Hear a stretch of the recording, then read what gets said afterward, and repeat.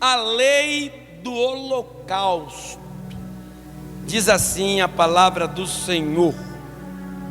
Falou mais o Senhor a Moisés, dizendo: dá ordem a Arão e a seus filhos, dizendo...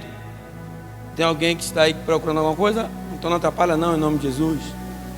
Isso é bastante importante. Amém? Esse é um dos livros mais importantes da Bíblia Sagrada. Nós vamos entender por quê. Que está a representação de Cristo.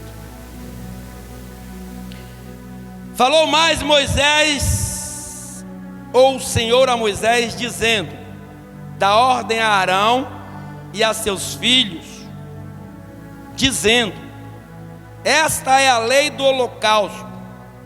O holocausto será queimado sobre o altar toda noite até pela manhã, e o fogo do altar arderá nele, e o sacerdote vestirá a sua veste de linho, e vestirá calças de linho sobre a sua carne, e levantará a cinza quando o fogo houver consumido o holocausto sobre o altar, e a porá junto ao altar.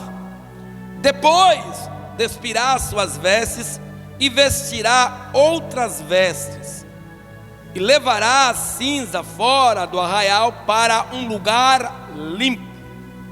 O fogo, pois, sobre o altar arderá nele, não se apagará, mas o sacerdote acenderá lenha nele cada manhã, e sobre ele porá em ordem o holocausto, e sobre ele queimará a gordura das ofertas pacíficas. O fogo arderá continuamente sobre o altar, não se apagará. Podem sentar. Põe a Bíblia aberta nos vossos colos, em nome de Jesus. Reclina um pouco tua cabeça em reverência ao Senhor e vamos orar um pouquinho a Ele. Querido Deus e amado Senhor, diante da tua presença estamos, alguns mais fervorosos, alguns mais em alta espiritualmente falando, outros em baixo, mas entretanto estamos todos aqui diante da tua presença nesta noite com este propósito. Hoje difere-se de um culto litúrgico de libertação e colocamos um culto de um propósito, do qual o Senhor colocou em nossos corações para que fôssemos alcançados pela sua misericórdia. Então, tem misericórdia de tudo o que fizemos durante o início desse mês até o dia de hoje, que não foi agradável aos teus olhos. Perdoa os nossos pecados e coloca-nos diante da tua presença, aprovados a receber, meu Deus, aquilo que o Senhor quer nos dar. Não deixa que o espírito da morte aposse-se de nós, e nem a falência espiritual venha declinar a nossa cabeça em terra, mas que antes venhamos estar olhando para os céus e saber que de lá virá o nosso socorro e não tardará. Toma minha vida em tuas mãos, quebra todo o protocolo do diabo, tudo aquilo que ele tem feito e tentado para tirar a minha vida, e também para que eu venha cair espiritualmente. Para que isso não aconteça, eu creio que o teu filho unigênito foi posto naquela cruz e ressurreto depois de 3 dias, com vanglória disse ao diabo: esta vida me pertence, e nisso eu creio. E que cada um de nós que aqui estamos pensemos as mesmas coisas, que só o Senhor tem a palavra de vida eterna. Toma todos os nossos entes queridos, todos os nossos sonhos, projetos, as nossas casas, tudo que nós deixamos lá em tuas mãos, para que nós possamos ter um culto abençoado em nome de Jesus. Amém. Igreja, este livro foi escrito baseado nos termos sagrados da tribo de Levi, em parte deles, dos versículos e capítulos, para o povo, mas em outra parte, para os sacerdotes. Essas escritas têm 3.500 anos, bem antes do que nós estamos vivendo. A Bíblia vai relatar, e se nós formos contar, a palavra fogo, ela é escrita 421 vezes na Bíblia Sagrada. E dentre os elementos que nós vamos citar, o mais ponderante, o mais profundo e o mais eficaz em relação à nossa vida, justamente entre os elementos que nós iremos citar, é o fogo. Este livro, ou esta passagem, como está escrito lá no início, se chama Vaikra, ou traduzido, que quer dizer chamado de Deus. E se você for lá, ver no primeiro capítulo desse livro, está escrito: e chamou o Senhor a Moisés. Ou seja, chamado de Deus para um propósito. E crendo nisso, cada um de nós aqui, eu creio que fomos chamados para um propósito de Deus na terra. Como eu disse, o tema central desse livro é elevado à santificação. E quando Deus ele chama Moisés para dar recado a Arão e seus filhos acerca do holocausto, para que ali houvesse uma purificação, para que houvesse uma transição de relacionamento entre o homem e Deus, obviamente para que os nossos pecados não chegassem até Ele, que Ele entrasse com um plano de misericórdia, como até alguns dias antes de Cristo assim acontecera, para que nós entendamos que nós somos totalmente dependentes de Deus. E os elementos que eu citei, a lenha, ou melhor dizendo, perdão, o altar, a lenha, o sacrifício ou o sangue e o fogo, foram os elementos terrenos usados para que houvesse aquele propósito de holocausto em relação àquilo que Deus deu ordem a Arão através de Moisés. E nós vamos, em nome de Jesus, trabalhar em cima deles aqui para entendermos o que nós estamos fazendo hoje, só transicionando o sacrifício que nós vamos fazer hoje, ou transformando para aquilo que Deus propôs em meu coração e no coração do auxiliar, para que Deus possa olhar com um olhar de misericórdia em relação a nossas vidas. Dos elementos citados em nome de Jesus, o primeiro é o altar. O que significa o altar? Lugar de sacrifício, lugar aonde Deus ali estabeleceu para que aquele sacrifício ele fosse feito. Então somente para isso, porque Ele manda levar ao altar o sacrifício, e ali, levando o sacrifício para o altar, qual é o segundo elemento que Ele usa? A lenha. Alguns dizem que a lenha era de acás, outros dizem que é de cedro, mas eu separei aqui algo interessante, dá mais uma certeza que é de cedro, que está no livro de Neemias, em nome de Jesus, 10:34. Se você achar, amém. Se não achar, ouve, em nome de Jesus. No livro de Neemias 10:34 vai dar-nos certeza de que esta madeira era uma madeira de cedro, e que não era algo aleatório da parte de Deus, e foi algo da vontade de Deus, conforme tudo aquilo que Ele queria, para que fosse feito um sacrifício com diligência, para que as pessoas entendessem o trabalhar de Deus em relação àquilo. Olha o que diz Neemias 10:34. Também lançamos as sortes entre os sacerdotes, levitas e o povo, acerca da oferta, da lenha que se havia e de trazer a casa do nosso Deus, segundo as casas de nossos pais, a tempos determinados de ano em ano, para se queimar sobre o altar do Senhor nosso Deus, como está escrito na lei.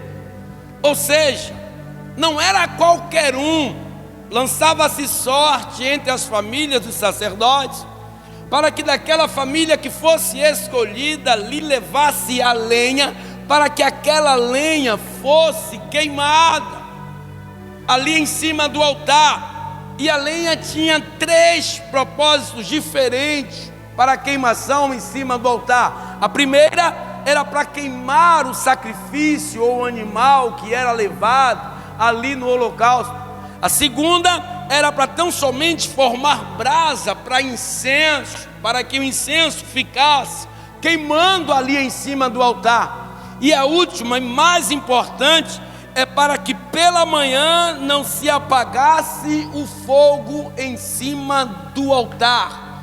Então era um trabalho dos sacerdotes manterem aquela chama viva, manterem aquele altar aceso. E pela manhã a responsabilidade era dobrada, porque se tivesse se apagando o fogo daquela lenha em cima do altar, os sacerdotes tinham que ficar acordados e em prontidão para que reacendesse aquela chama em cima daquela lenha. E não era uma lenha qualquer, como eu disse. Alguns chegam a dizer que era lenha ou madeira de acácia, outros chegam a dizer que era do próprio cedro. Então havia algo determinado da parte de Deus, que não era algo comum ou algo de qualquer maneira. Pastor, o que é que o senhor quer dizer com isso? Quando nós viemos apresentar algo a Deus, como eu pedir a cada uma das pessoas, faz um sacrifício, faz um jejum, traz o teu propósito para Deus, mas no entanto apresenta o teu melhor a Deus. Pastor, e qual é o meu melhor para Deus além do meu sacrifício? O teu coração sincero diante de Deus. É a tua vontade de não adorar a Deus pela visão do homem, para que o homem veja que você está adorando a Deus, que você está fazendo algo grandioso para Deus. Não, é para que você faça para Deus aquilo que o homem não está vendo, mas que teu coração está maravilhado em fazer, ainda que Deus não responda, que você venha e seja com Ele conforme a vontade dEle e não a nossa vontade. Pastor, troca aí miúdos, por favor. Quando você fizer, faça com alegria, e não obstante a isso, missionária, com determinação. Pastor, mas está tudo dando errado. E quem disse que em todo tempo vai estar tudo dando certo? O importante é agrade a Deus em corpo, em alma e em espírito.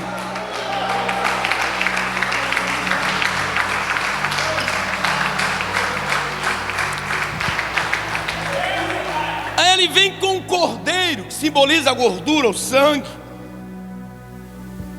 ou o bode, ou a ovelha, ou o nosso cordeiro. E aí o livro de Hebreus vai lá, em nome de Jesus, capítulo número 9, versículo 11 e 12, lá no final, Hebreus.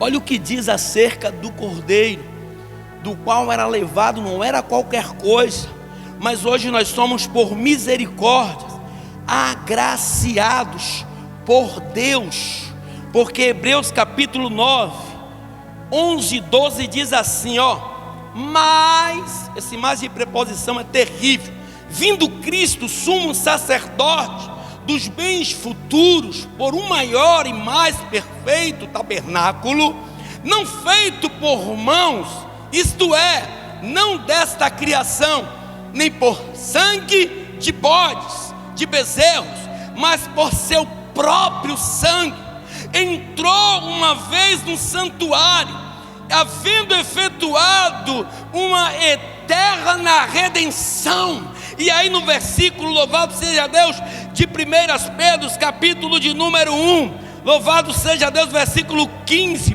vou ler mais um pouquinho adiante. 1 Pedro, olha o que diz aí, capítulo 1, versículo 15 a 22, diz assim, ó: mas como é santo aquele que vos chamou, sede vós também santos em toda a vossa maneira de viver, porquanto escrito está: sede santos, porque eu sou santo.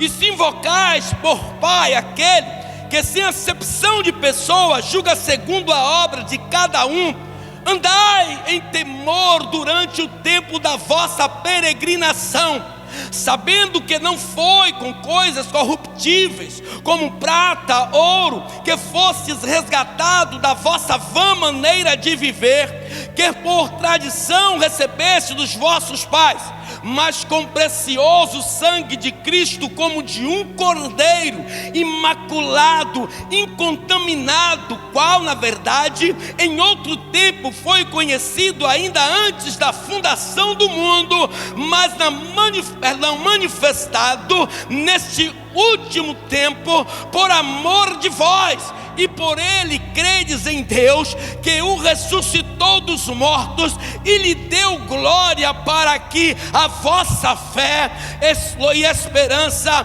estivessem em Deus. Ou seja, ele estava entre as cinzas, ele estava morto, mas ele ressuscitou. Ou seja, não precisa de lenha, não precisa, louvado seja Deus, de sacerdote para aquecer, para reacender a chama daquela lenha pela manhã em cima daquele holocausto, porque ele mesmo ressuscitou, porque ele se deu naquela cruz como cordeiro, como holocausto, para que houvesse em mim e em você uma credibilidade que Jesus é a nossa lenha, que Jesus é o nosso altar, que Jesus é o nosso sangue, que Jesus é a nossa gordura e que Jesus é o nosso Pai. Então o livro de Levítico, ele tão somente dá início a um tratado de Deus que está inserido lá em Isaías, onde Isaías vem falar sobre 53, se não me falha a memória, sobre a vinda daquele que se poria em cima de um holocausto, melhor dizendo, na cruz, para servir de sacrifício vivo, para que eu e vocês, mesmo pecaminosos, mentirosos, errantes durante todo o tempo de nossa vida, se nos arrependêssemos verdadeiramente, o fogo ele não vai apagar em cima do altar, porque o fogo está sentado à destra de Deus, queimando com o espírito da vida, dizendo a Satanás: eu sou aquele que antes da fundação eu já existia, e tudo há pela minha vontade. Então o que é que eu faço com um propósito como esse? Relembro que Cristo, ele sempre está diante de mim. Eu posso fazer um sacrifício como esse que está escrito no livro de Levítico, para que eu venha obter algo material, ou até missionário, algo espiritual, para um crescimento espiritual na minha vida, porque eu estou passando por um momento de transição terrível. Não estou me sustentando de pé espiritualmente. Fisicamente, quem me vê pensa até que eu estou bradando, mas só quem sabe sou eu e Deus. O que eu penso quando eu estou deitada, o que eu penso quando eu ponho os joelhos para orar, o que eu penso quando alguém me pergunta: e aí, como é que vai a tua vida? Só eu e Deus sabe o que eu estou passando. Mas eu quero te dizer que a lenha, ainda que esteja se apagando, ela não se apagará totalmente, porque aqueles cravos na mão de Cristo sustenta a tua alma, sustenta a tua vida, e aonde você estiver, ainda que aqueles digam: perdeu, acabou, não tem mais jeito, ele diz: eis aqui o jeito. Não preciso de lenha aquecida por sacerdote, porque eu sou o sumo sacerdote, santo, imaculado. Eu sou aquele que não se declinou ao pecado. Então não temas, porque eu sou o teu Deus. Como um dia João Batista pergunta a ele: tu és verdadeiramente o Filho de Deus? Que estava anunciado, que estava por vir, ou virá outro? E começam a acontecer milagres e prodígios. Cego começa a enxergar, coxo começa a andar, aleijado começa a andar, coxo começa a usar a mão, o endemoniado começa a ficar são, porque quando ele está, manifestações contrárias, ela não pode, em nome de Jesus, estabelecer um decreto permanente, porque Deus, quando chega a Dona Isabel, as nossas lágrimas, elas são transformadas em risos de alegria, para que Satanás caia por terra e o nome dele, tão somente dele, seja glorificado.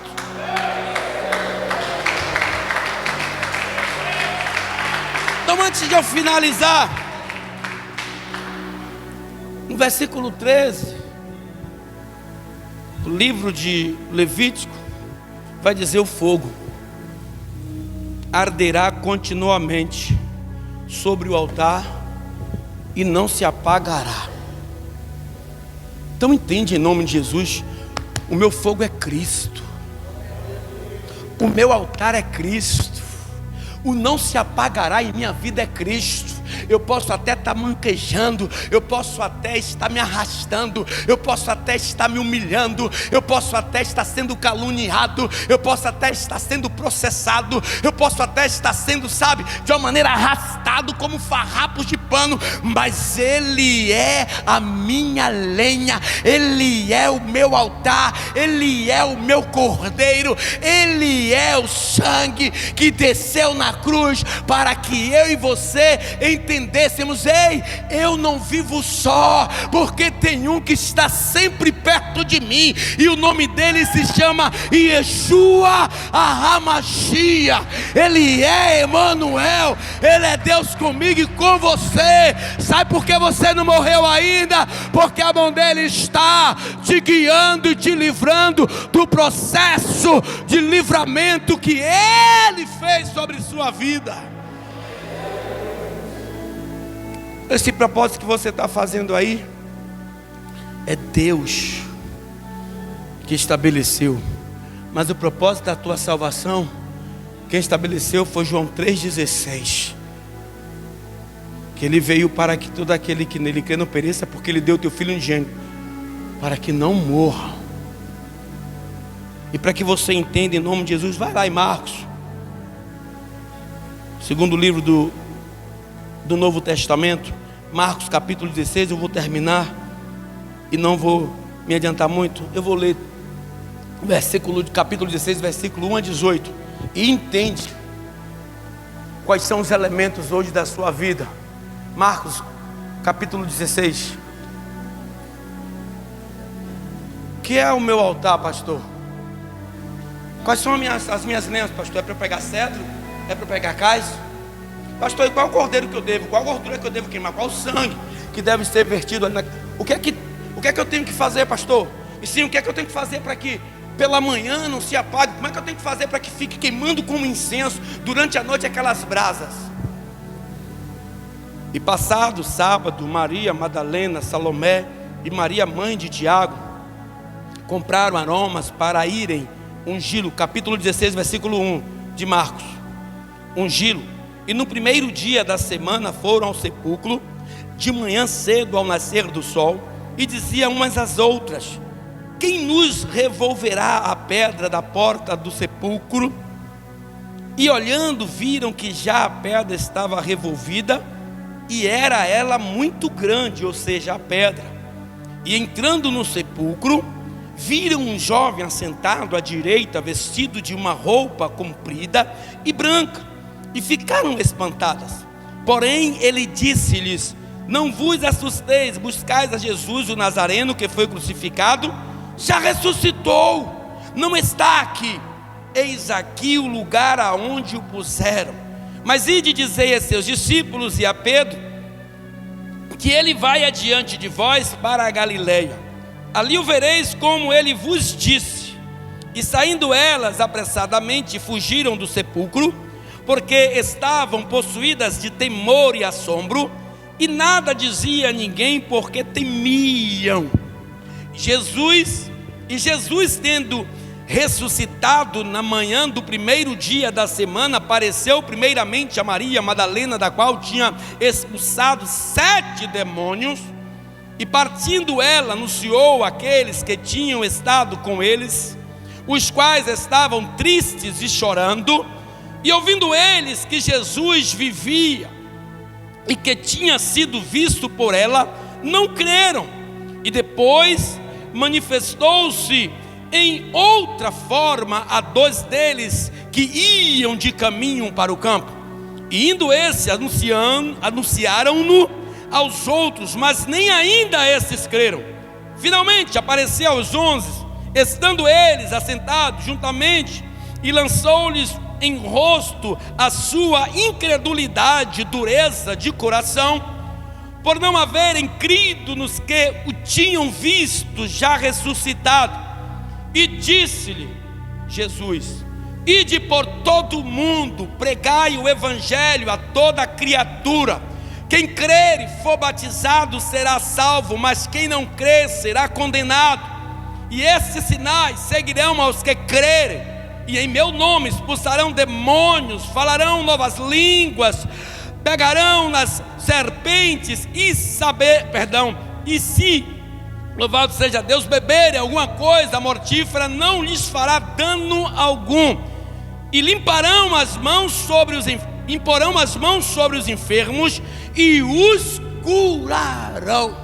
Ou seja, hoje você é o altar vivo de Deus, porque não vivo mais eu, mas Cristo vive em mim. Então a chama que arde continuamente em cima do altar está sobre a minha vida. Então eu te convido e te convoco: aonde tiver problema em tua casa, não haja como pai, não haja como mãe, não haja como marido, não haja como esposa, não haja como amigo, como tio, como avó, como avô, mas haja com autoridade que você é o altar de Deus na terra, e o fogo não se apagará. E aonde tu puseres a tua mão, ei, eu quero te dizer, aquele mal sairá. Se creres, verás o milagre de Deus.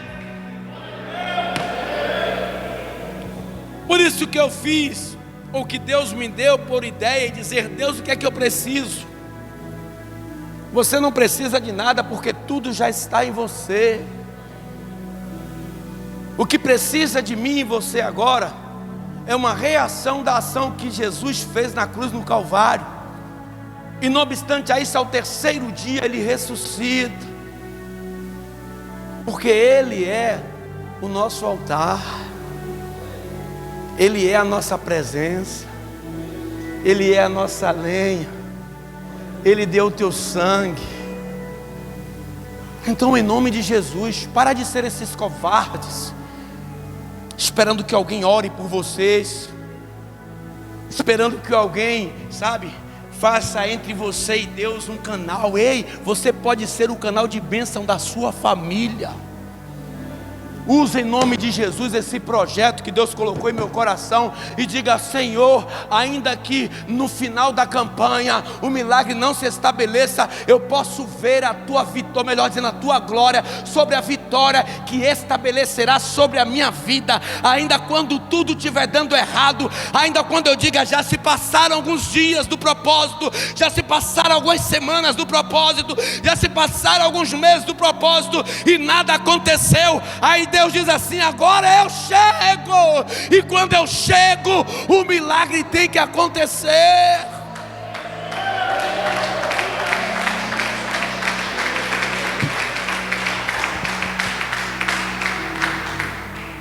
Só eu entender. Só eu entender, em mim há poder. Há divergências de pensamentos, de valores, diversificações de dons, isso é fato. Mas em Mateus ele vai dizer assim: esse segundo mandamento é semelhante ao primeiro: mantenha teu coração em acessão diante de Cristo, amai o teu próximo como a ti mesmo. Para que Deus ele vá com você em todos os lugares aonde você estiver. Eu tenho poder.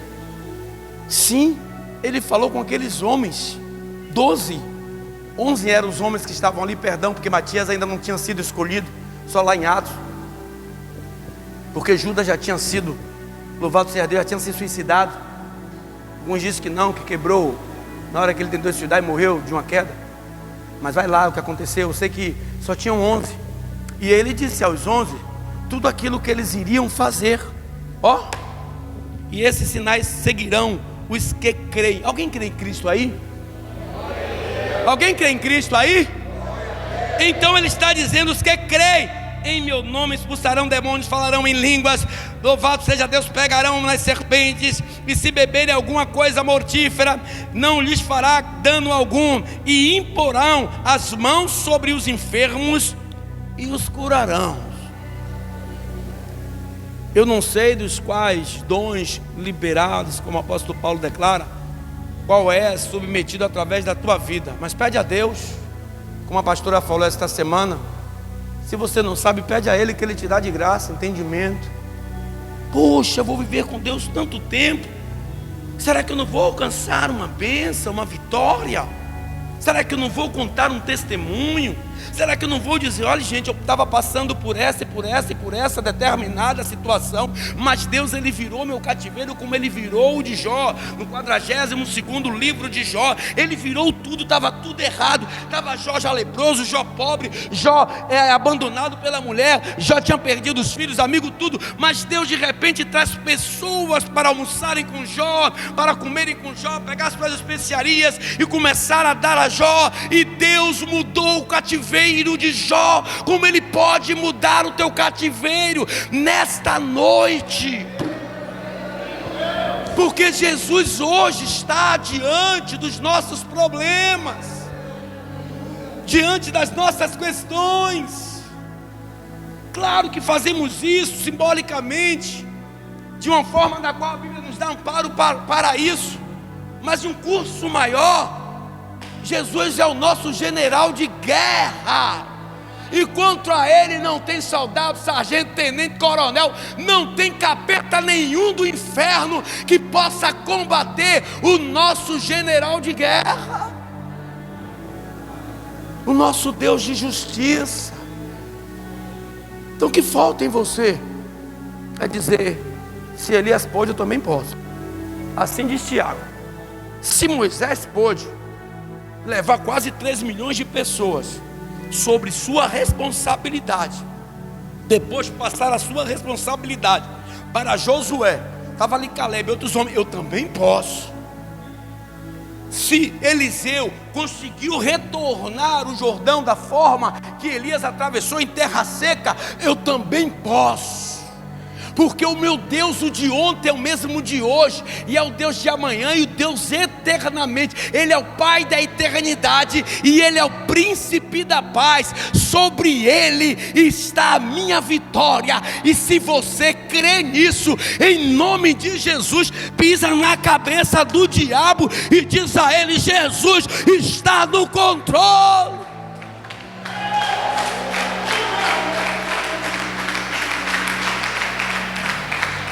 Vive igual a muitos que tem aí, não, porque muitos não vieram hoje, talvez por dizer assim: Lilian não tinha um dinheiro para entrar no propósito, mas não tinha tricotomia, o corpo, a alma e o espírito, participava com a tricotomia, com a presença, com a satisfação de ainda não participante, sabe, mas perseverante no ministério da paz, da qual Cristo revelou através da tua própria vida para cada um de nós. Poxa, é tão fácil, sabe, entender a Cristo, tão fácil. Quando eu dou exemplos aqui que eu perdi meu filho com 18 anos precocemente, com 3 tiros. Muitas mães têm perdido aí. Perdi o meu em 2011, perdi minha mãe em 2017, meu pai em 2018. Mas a vida, ela vai continuar, e continua. Isso não é motivo para que eu venha me despertar do mal que havia sobre mim, porque aquele homem já morreu. eis que tudo se fez novo, e as coisas velhas se passaram. O que nos separa da morte é um fio de prata. Eu já falei sobre isso aqui, que quando uma vez Paulo, cheio do Espírito Santo, em um dado momento ele se enfraquece porque ele vê o espírito da morte. E quando ele olha para o espírito da morte, ele se perturba na pregação, mas de repente ele se lembra de quem estava com ele, e ele diz: cadê teu agrilhão, espírito da morte? Cadê o teu agrilhão? Você. Cadê o teu agrilhão? Não está mais em tua mão, não? Eu sei por quê. Ao terceiro dia, Jesus brigou com você, e Ele ressuscitou, e Ele quebrou seu agrilhão. E eu quero te dizer, Satanás, quem está comigo aqui é Ele.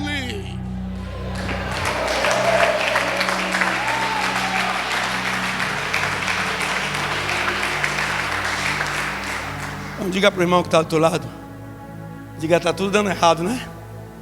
Diga, está tudo dando errado, né? Diga: mas é tempo de vitória. Diga: você que não entende o trabalhar de Deus. Diga que você não entende,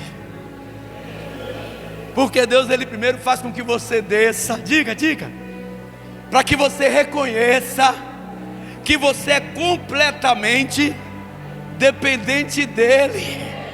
Porque quando você desce, é o momento que Ele está te erguendo, mas não pela tua vontade, mas pela tua própria mão. Ele está te pondo em um lugar aonde aqueles que não criam em você vai passar a te ver de baixo para cima e dizer: olha quem vai ali. Não era aquele que andava se rastejando, porque agora anda com o olhar para cima, porque ele não olha para a direita nem para a esquerda, mas ele olha como o salmista 21: de onde veio o seu socorro, homem? De onde veio o seu socorro, mulher? O meu socorro vem do Senhor, que fez os céus e a terra.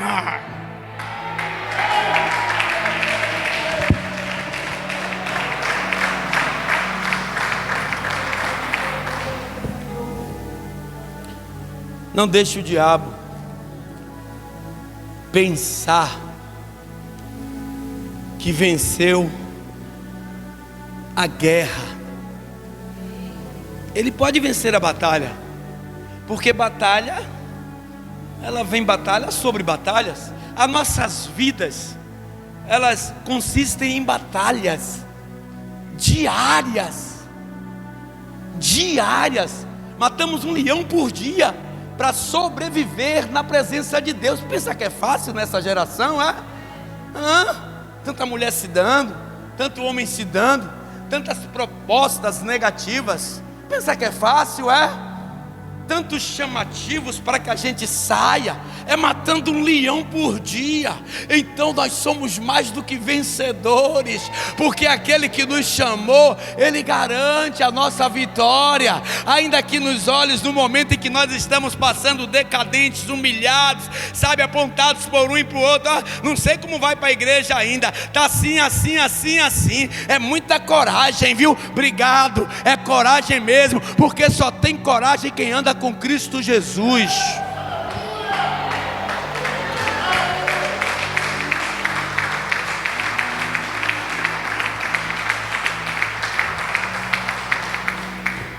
Deus não tem prazer nos frouxos, nos covardes. Deus ama aquele que luta, ainda que em choro, ainda que em pecado, mas está ali de pé. Deus ama. Fica de pé nesse momento. Pega o teu propósito, você que veio. Você que não veio, bota a mão no teu coração. Eu tenho um Deus